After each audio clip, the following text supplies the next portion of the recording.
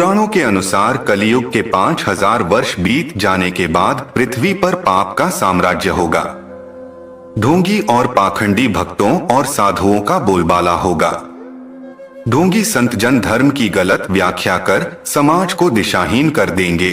धरती पर मनुष्यों के पाप को धोने वाली गंगा स्वर्ग लौट जाएगी। स्त्रियां अपने अपने पति की इज्जत नहीं करेंगी और पराये मर्दों से संबंध रखेगी। जो बलवान और धनवान होगा उसी का शासन होगा। तब इंसानों की आयु 10 से 20 वर्ष ही रह जाएगी। मनुष्य 16 वर्ष की आयु में ही वृद्ध हो जाएंगे और स्त्रियां 8 से 10 वर्ष की आयु में ही गर्भवती होने लगेंगी। पुराणों में बताया गया है कि चालाक और लालची व्यक्ति को कलयुग में विद्वान माना जाएगा। शास्त्रों और वेदों का पालन कोई नहीं करेगा। ऐसा कहा जाता है कि ये कलयुग चल रहा है। सनातन धर्म और वेदों में 4 युगों की मान्यता है, जिसके अनुसार सतयुग में स्वयं देवता, किन्नर और गंधर्व धरती पर निवास करते थे। त्रेता युग में श्री राम का जन्म हुआ था। फिर द्वापर युग में श्री कृष्ण का जन्म हुआ। वर्तमान में चल रहे कलयुग का कालखंड सबसे छोटा कहा गया है। माना जाता है कि कलयुग में भगवान विष्णु का 10वां अवतार होगा, जिसका नाम होगा कल्कि। विष्णु पुराण में कलयुग से संबंधित कई जानकारी दी गई है, जिसके अनुसार इस युग में पाप इतना अधिक होगा कि पूरी सृष्टि का ही संतुलन बिगड़ जाएगा। मनुष्य की आयु घटकर 20 वर्ष ही रह जाएगी। कलयुग में लोगों के बाल अल्पायु में ही सफेद होने लगेंगे।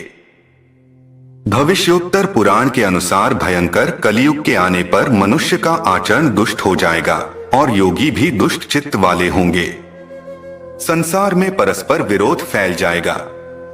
ब्राह्मण, क्षत्रिय, वैश्य दुष्ट कर्म करने वाले होंगे और विशेषकर राजाओं में चरित्रहीनता आ जाएगी। देश देश और गांव गांव में कष्ट बढ़ जाएंगे। संतजन दुखी होंगे। अपने धर्म को छोड़कर लोग दूसरे धर्म का आश्रय लेंगे। देवताओं का देवत्व भी नष्ट हो जाएगा और उनका आशीर्वाद भी नहीं रहेगा। मनुष्यों की बुद्धि धर्म से विपरीत हो जाएगी और पृथ्वी पर म्लेच्छों के राज्य का विस्तार हो जाएगा। तो वहीं ब्रह्मवैवर्त पुराण में श्री कृष्ण गंगा को बताते हैं कि कलयुग में एक स्वर्ण युग होगा, जिसकी शुरुआत कलयुग के 5000 वर्ष बाद होगी और यह सुनहरा युग अगले 10,000 वर्ष तक चलेगा।